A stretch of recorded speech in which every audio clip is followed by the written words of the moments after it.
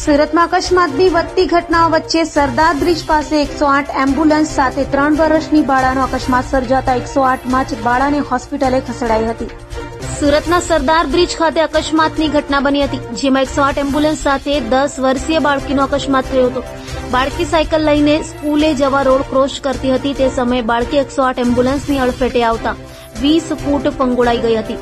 સમગ્ર અકસ્માતની ઘટના ત્યાં લાગેલા સીસીટીવીમાં કેદ થઈ હતી તો 108નો પાયલોટ અકસ્માત બાદ પરત એમ્બ્યુલન્સ લઈને આવ્યો હતો।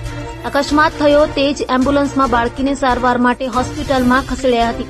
હાલ બાળકીને સામાન્ય ઇજા પહોંચતા પરિવારે રાહતનો શ્વાસ લીધો હતો તો 108ના પાયલોટની માનવતાને પરિવાર તેમજ સ્થાનીય લોકોએ આભાર માન્યો હતો।